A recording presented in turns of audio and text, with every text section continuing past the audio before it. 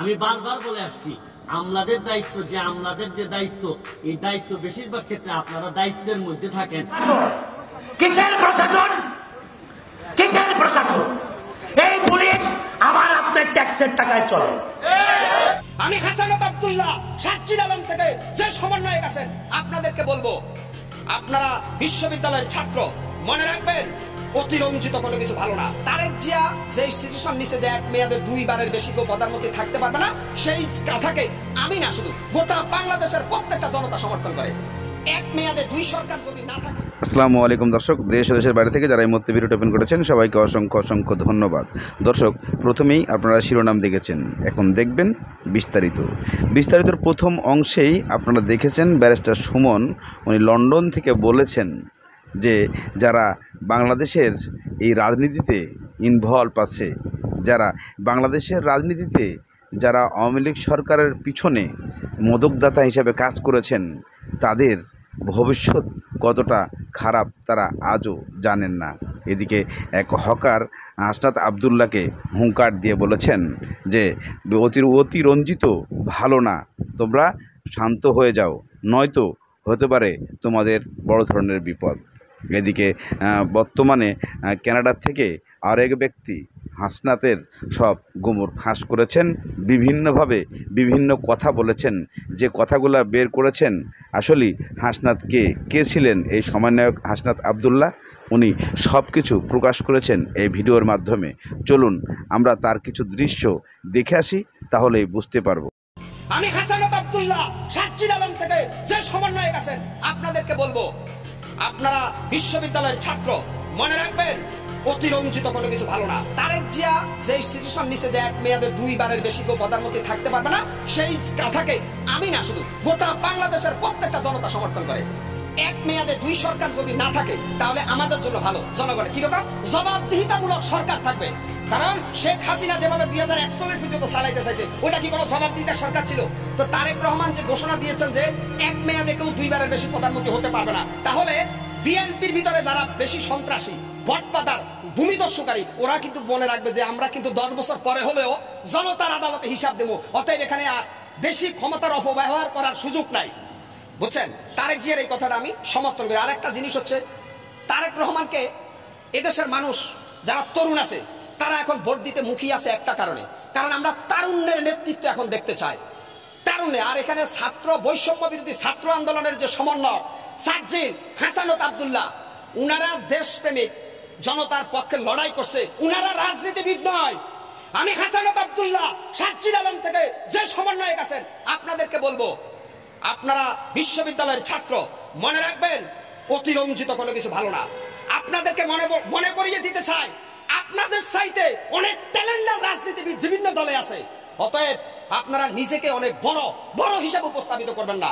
মনে রাখবেন আপনারা ছাত্র আন্দোলন করেছেন, জনগণের বাবা পাইছেন, কিন্তু আপনারা অতিরঞ্জিত কথা বলবেন না। বেশি অতিরঞ্জিত কথা বললে আপনারাও সময়ের সাথে সাথে বিতর্কিত হয়ে যাবেন। অতএব রাজনীতিবিদদেরকে সম্মান দিতে শিখেন। আমি বিপি নূর সাহেবকে বলবো, গণ অধিকার পরিষদের বিপি নূর, আপনিও কিন্তু ডাকসুর বিপি ছিলেন। তারেক জিয়া আর আপনি এক জিনিস না। বিপি নূর সাহেব, ডাক্তার শফিকুর রহমানের আপনি এক জিনিস না, মির্জা ফখরুল আর আপনি এক জিনিস না। অতএব কথা বলতে হিসাব করে বলবেন। আপনারা যে দল, সারা দেশ মিলিয়ে 3 সিটও পাবেন না। আর বিএনপি বাংলাদেশের সর্বোচ্চ জনপ্রিয় দল এই মুহূর্তে, ফ্যাসিস্ট হাসিনার পরে। বিএনপি কিন্তু মানুষ তারেক জিয়ার জন্য করে না, খালেদা জিয়ার জন্য করে না, বিএনপি করে শহীদ রাষ্ট্রপতি প্রেসিডেন্ট জিয়াউর রহমানের আদর্শে। জিয়াউর রহমানের অবদানকে যারা অস্বীকার করবে তারা স্বাধীনতায় বিশ্বাসী না, শুধুমাত্র প্যাসিস্ট খুনি হাসিনা জিয়াউর রহমানকে খুনি বলছে। কিন্তু জিয়াউর রহমান এদেশে সর্বপ্রথম খাল খনন করেছেন, জিয়াউর রহমান ইরাক ইরানের যুদ্ধ বন্ধ করেছেন, জিয়াউর রহমান সৌদিতে নিম গাছ, যেটা জিয়া গাছ হিসেবে পরিচিত, সেটা রোপণ করেছেন। জিয়াউর রহমান ছিলেন এদেশের কৃষক, শ্রমিক, মেহনতি মজলুম জনতার মুক্তির মহানায়ক। জিয়াউর রহমানকে যারা খাটো করে তারা সত্যিকার অর্থে দেশদ্রোহী। শহীদ রাষ্ট্রপতি জিয়াউর রহমান সৈনিক হিসাবে বাংলাদেশ সেনাবাহিনীর গর্ব। শহীদ রাষ্ট্রপতি জিয়াউর রহমান যুদ্ধ করেছেন ময়দানে, বঙ্গবন্ধু 7 মার্চে ভাষণ দিয়েছেন, উনার ডাকে মানুষ ঐক্যবদ্ধ হয়েছে, আর মাঠ পর্যায়ে যুদ্ধ করেছে জিয়াউর রহমান। অতএব স্যালুট শহীদ রাষ্ট্রপতি জিয়াউর রহমানকে। জিয়াউর রহমানকে যারা নিয়ে যারা কটূক্তি করেন তারা এই দেশের রাষ্ট্রদ্রোহী শয়তান। সবাই ভালো থাকবেন, সুস্থ থাকবেন। আপনার টাকা আসে কই থেকে? সারজিৎ হাসানাত কই থেকে আপনারা প্রোগ্রাম করেন? টিম করে কোথেকে যান? আপনারা নিজের পকেট থেকে টাকা দিয়ে যাচ্ছেন? আরে ভাই, আপনাদের 100 সমন্বয়ক যে কজন আছে প্রত্যেকটার সাথে আমার যোগাযোগ আছে। হাসানাত, সারজিৎ এরা কিন্তু ছাত্রলীগের কর্মী ছিল, এটা অস্বীকার করার মতো না। যদি আসিফ ভাই, নাহিদ ভাই বাই চান্স না থাকতো বা ডিবি কার্যালয় থেকে মুক্তি না পেত, তাহলে এই আন্দোলনটা একটা অন্যদিকে ধাবিত হতো। এই আন্দোলনটা আওয়ামী লীগ সরকারি থাকতো, আরো কিছু সংখ্যক মানুষ মারা যেত। তারা কিন্তু প্রথমে লিয়াজুতে চলে গেছিল। হাসানাত, সারজিৎ কিন্তু বক্তব্য দিয়েছিল, এগুলো তখন আপনারা কিন্তু ঠিকই ফেসবুকে পোস্ট করেছেন যে ভাই ওরা তো আওয়ামী লীগের দালাল, অনেক কিছু লেখছেন। তখন আপনারা খালি আসিফ ভাই, নাহিদ ভাইয়ের কথা বলছেন, এরা বের হয় না কেন, এরা কোনো বক্তব্য দেয় না। সো এটা স্পষ্ট যে নাহিদ ভাই এবং আসিফ ভাই যেভাবে দেশের জন্য লড়াই করেছে এবং যেভাবে তারা সরকারের টাকার কাছে বিক্রি হয় নাই, তো এটা আমাদের জন্য গর্বের। কিন্তু হাসানাত, সারজিৎ এরা কিন্তু সাবেক ছাত্রলীগের কর্মী ছিল এবং এরা কিন্তু বিভিন্ন সময় বিতর্কিত হয়েছে। সো বিতর্কিত একজন এখন সমন্বয়ক হিসাবে বিভিন্ন জায়গায় যাচ্ছে, আমাদের কোনো আপত্তি নেই। দেশ স্বাধীন হয়েছে, যার যার ব্যক্তিগত স্বাধীনতা আছে। কিন্তু এর মানে এই না যে হাসানাত, সারজিৎ এরা প্রোগ্রামের কথা বলে এখন পর্যন্ত টিএসসিতে যে টাকা উঠেছে প্রায় 12,44,00,000 টাকা, এই টাকার হিসাব এখনো দেয় নাই কেন? এবং বৈষম্য বিরোধী ছাত্র আন্দোলনের একজন সহ সমন্বয়ক, প্রাইভেট ইউনিভার্সিটির একটা ছেলে, তিনি আমাকে একদিন বলতেছিলেন যে ভাই এটা নিয়ে একটা সংবাদ সম্মেলন করব, তারা টাকার হিসাব কেন দিচ্ছেন এবং তাদের নিজেদের লোক দিয়ে টাকাগুলো গোনাচ্ছে, এই হিসাবটা তারা কেন ক্লিয়ার করতেছে না? কত কোটি টাকা খরচ হলো, কত হ্যাঁ বন্যার জন্য যে টাকাটা তুলছে। এই কারণে বলবো যে উগ্র বক্তব্য দেওয়া বন্ধ করেন। যেমন তারেক রহমান একটা দলের সর্বোচ্চ নেতা, বিএনপি একটা দল পুরো তার আন্ডারে চলে। আপনারা ছাত্র যে কজন ছিলেন, তারেক রহমানের একটা দুটা। দর্শক, ইতিমধ্যে আপনারা সমস্ত বক্তব্যগুলো শুনেছেন, সেই ভাইরাল হকারের বক্তব্য এবং সেই লন্ডন প্রবাসী সেই ছাত্রর যে বক্তব্যগুলো হাসনাত আবদুল্লাহকে কেন্দ্র করে বলেছেন। হাসনাত আবদুল্লাহ কি ছিলেন এবং কিভাবে উনি এই সমন্বয়ক হলেন, সব কিছু তথ্য এই ভিডিওর শেষ অংশেই ওনারা দিয়ে রেখেছে। এদিকে ব্যারিস্টার সুমন লন্ডন থেকে বসে কিছু বক্তব্য প্রকাশ করেছেন, যেগুলা এই বর্তমান অন্তর্বর্তীকালীন সরকার ডক্টর ইউনূসকে কেন্দ্র করে কিছু কথা বলেছেন, যে কথাগুলোর মাঝখানে অনেক কিছু লুকিয়ে আছে। তবে কেন এভাবে বিভিন্ন জায়গার থেকে বিভিন্নভাবে বক্তব্য দিচ্ছেন ব্যারিস্টার সুমন? পারবেন কি ব্যারিস্টার সুমন দেশে ফিরে এসে এই সমস্ত কথা এবং এই সমস্ত প্রতিবাদগুলা ফিরিয়ে আনতে, নাকি উনি সেখানেই লন্ডনে রয়ে যাবেন এবং ওখান থেকেই উনি এইভাবে বক্তব্য দিয়ে থাকবেন? আসলে বাস্তবতা কতটুকু কাছে আসছে, যে উনি দূরে থেকে যে বক্তব্য দিচ্ছেন তার প্রতি জনগণের কতটা আকর্ষণ রয়েছেন, এবং উনি যখন বাংলাদেশের মাটিতে বসে এই বক্তব্যগুলো দিতেন তখন হাজারো দর্শক তাকে বাহবা দিতেন। কিন্তু আজকে ব্যারিস্টার সুমনকে বাহবা দেওয়ার মতো কেন লোক নেই বাংলাদেশে? কারণ জানতে আপনাদেরকে এই ভিডিওটার শেষ পর্যন্ত দেখতে হবে, তাহলে আপনারা বুঝতে পারবেন। থানায় এর থেকে বেশি লোক আছে, ঠিক আছে?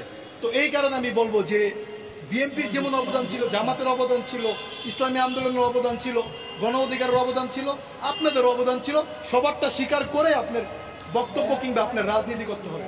আর আরেকটা বিষয় হচ্ছে, তারেক রহমানকে নিয়ে যে উগ্র বক্তব্য দিয়েছে যে তিনি ছাত্রদের মনোভাবকে কাজে লাগিয়ে আজকে যদি বিএনপি, জামাত, ইসলামী আন্দোলন যে রাজনৈতিক দলগুলো আছে যে আমাদের ছেলেদেরকে আমরা ঘরে বসে রাখবো, তোমাদের আন্দোলনে যোগ দিতে দিব না, এই টিএসসিতে 200 লোকের বেশি এরা পাবে না। রাজনৈতিক একটা কাঠামো ছিল, রাজনীতিক, যেমন আপনি উত্তরা বলেন, মোহাম্মদপুর, মিরপুর, এসব জায়গায় কি সাধারণ ছাত্ররা পুলিশকে মেরেছে? এইসব জায়গায় কি সাধারণ ছাত্ররা আপনার বুক পেতে দাঁড়িয়েছে? এগুলো সব বিএনপি জামাতের পোলাপান। যে কটা থানা আপনার মনে করেন হামলা হয়েছে, যার কারণে আজকে স্বাধীন হয়েছে দেশ, এর পিছনে সবচেয়ে বড় অস্ত্র ছিল বিএনপি, জামাত, গণ অধিকার পরিষদ, ইসলামী আন্দোলন। এরা যদি ঐক্যবদ্ধ হয়ে কাজ না করতো আপনারা দেশ স্বাধীন করতে পারতেন না। বিভিন্ন পয়েন্টে পয়েন্টে এরা অবস্থান নিচ্ছে। এবং আপনি দেখেন, ছাত্র যদি মারা যায় 10 জন, শ্রমিক মারা গেছে 20 জন, ছাত্র যদি আহত আছে 3 জন, তাহলে রিক্সাওয়ালা শ্রমিকরা আছে হচ্ছে 20-25 জন হাসপাতালে গিয়ে দেখেন। এই যে একটা বৈষম্য তৈরি করছেন এবং ছাত্রদের একটা বিভেদ সৃষ্টি করার চেষ্টা করছেন। এখনো আপনারা, আমি তো স্পষ্ট ভাষায় বলতে পারি আপনারা কয় টাকা খেয়েছেন। এখন যদি আমি এই কথা বলি তাহলে আমার বিরুদ্ধে আপনারা উস্কানিমূলক কথা বলবেন, এটা সত্যি কথা। এখন আপনারা বলবেন আপনাকে ভাগ দেই নাই এই কারণে, আমার মাস ইনকাম আছে 5 থেকে 6 লাখ টাকা, আমি কেন আপনাদের কাছে ভাগ চেতে যাবো? আমি তো স্টুডেন্ট না, আমি আপনাদের কাছে ভাগ চেতে আমার দরকার নেই। সো এই কারণে আমি বলি যে আপনাদের ভাগের দরকার নেই। আমার এমপি মন্ত্রী বসাতে, একটা এমপির বেতন 1,20,000 টাকা আছে, আমার প্রতি মাসের মাসিক ইনকামই আছে 6 লক্ষ টাকা। তো এই কারণে আমি বলবো যে এমপি মন্ত্রী অনেক হয়তো বলবেন যে ভাই আপনি কি ভাগ দেন, আপনি এমপি মন্ত্রী হন না, এই কারণে আপনি এই কথা বলেন। আমার এমপি মন্ত্রী হওয়ার দরকার নেই, এমপি মন্ত্রী সারা যেই কাজ করছি এটাই এনাফ। আমি গতকালকে বলেছি যে আমি শহীদদের দায়িত্ব নিব, হাসপাতালগুলোতে যাব। কতটা দুঃখ নিয়ে এই কথা বলতে পারি, কারণ আমার কাছে স্পন্সর আছে, ব্যবসায়ীরা আছে, তারা আমাকে বলেছে যারা আহত হয়েছে এদের চিকিৎসার খরচ আমি দিব, তুমি শহীদ এবং যারা আহত হয়েছে এদের একটা লিস্ট বের করে আমি এটার প্রক্রিয়া চালাচ্ছি। কিন্তু হাসানাত, সারজিৎ এরা কি ওই হাসপাতালে যায় একটা ছবি তোলে, অথচ আমার পুরো ফেসবুক গাইডে একটা ছবি পাবেন, অথচ আমি কিন্তু কাজ করতেছি, আমার এত ছবি তোলার দরকার নেই। এরা অসুস্থ ভাই, এই মানুষগুলোর সাথে কেন আপনি রাজনীতি করবেন? হাসানাত গেলে 20টা মিডিয়া ঢুকতেছে, সারজিৎ গেলে 20টা মিডিয়া ঢুকতেছে, ভিডিও করতেছে, বাস এনাফ, তোমাদের দায়িত্ব নিচ্ছি। কজনের দায়িত্ব নিচ্ছে? হাসপাতাল ঢাকা মেডিকেলে যান, এখন আমার অসংখ্য ভাইরা নিহত আহত হয়ে পড়ে আছে। সো এই কারণে আমি বলবো এই বৈষম্য দূর করেন, এই টাকার হিসাব আমাদেরকে কড়াই গন্ডায় আপনাদের দিতে হবে।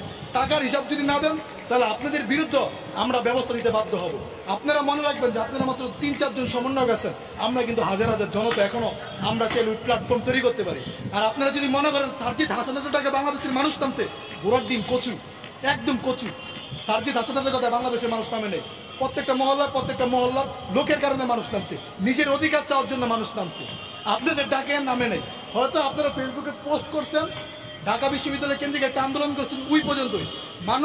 মানুষের ওয়ার্ড পর্যায়ে নামছে, থানা পর্যায়ে নামছে, জেলা পর্যায়ে নামছে, মানুষের নেতৃত্ব নিয়ে নামছে। চট্টগ্রামে গিয়ে যে রাফি ছেলেটা নেতৃত্ব দিচ্ছে, ও কি আপনাদের বৈষম্য বিরোধী ছাত্র আন্দোলনের সমন্বয়ক নাকি? ও তো ওখানে একলাই বুক চিতিয়ে লড়াই করছে। উত্তরা মহাখালীতে কি আপনাদের বৈষম্য বিরোধী একজন সমন্বয়ক আছে নাকি? ওইখানে দেখেন কি একজনের নেতৃত্বে দিকে নামছে, কিন্তু ওরা ক্রেডিট নেয় না আপনাদের মতো, টাকা ভাগাভাগি করে নাই, পিএসসিতে যে টাকা হচ্ছে হিসাব দিতে গিয়ে কাবজাক করে না। বিভিন্ন জায়গায় গিয়ে রাজনৈতিক নেতারা প্রোগ্রাম করবে, আপনারা কি রাজনৈতিক নেতা নাকি? বিভিন্ন জায়গায় গিয়ে ছাত্রদের সাথে প্রোগ্রাম করতেছেন, এত টাকা পান কি? টাকার উৎস কি? কই থেকে টাকা আসে বলেন? আমার ব্যবসা আছে, আমি টাকা পাই।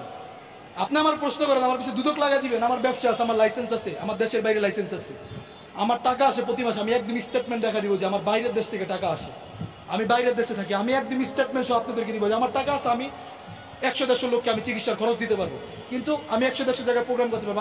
আপনার টাকা আসে কই থেকে? সারজিৎ হাসানাত কই থেকে আপনারা প্রোগ্রাম করেন? টিম করে কোথায় যান? আপনারা নিজের পকেট থেকে টাকা দিয়ে যাচ্ছেন।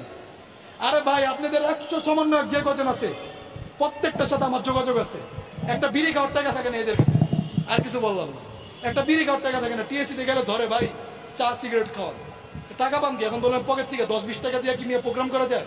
প্রত্যেকটা টিমের পিছনে মিনিমাম 20 থেকে 25,000 টাকা খরচ হয়। প্রত্যেকটা টিমের পিছনে গাড়ি নিয়ে যান, সেখানে গিয়ে খাওয়া দাওয়া আছে, সেখানে তারা আপনারা সাধারণ ডাইল বাটের হোটেলে ঢোকেন না, ভালো একটা হোটেলে ঢোকেন। প্রত্যেক জনের 300 টাকা করে খরচ আছে, 10 জন করে টিম হিসাব করেন, 3000 টাকা প্রতি বেলা আপনাদের লাগে। সো এত টাকা পান কোথায়? টাকার উৎস কোথায়? এটা জবাবদিহিতা করবেন জনগণের কাছে। জনগণের টাকা জনগণের কাছে আপনাদের হস্তান্তর করতে হবে, এটা যেহেতু গণতান্ত্রিক দেশ। ধন্যবাদ। মহান আল্লাহর নামে, যিনি পরম করুণাময় এবং অত্যন্ত দয়ালু। আমাদের প্রবাসীদের জন্য আমরা 3rd টার্মিনাল বানিয়েছি 1000 কোটি টাকা খরচ করে, কিন্তু মানুষগুলা যতদিন পর্যন্ত আধুনিক না হবে এই ইমিগ্রেশন বা এই টার্মিনালগুলোতে যারা থাকেন, আমাদের এই প্রবাসীদের কষ্ট কমবে বলে মনে হয় না। এটার একটা লেটেস্ট এক্সাম্পল হচ্ছে গিয়ে সিলেটের 42 জন কানাডা যাওয়ার যাত্রী, তাদেরকে ইমিগ্রেশন বাংলাদেশের বিমানের বা যারা সংশ্লিষ্ট আছেন তারা ফেরত পাঠিয়েছেন। এবং কি কারণে ফেরত পাঠিয়েছেন?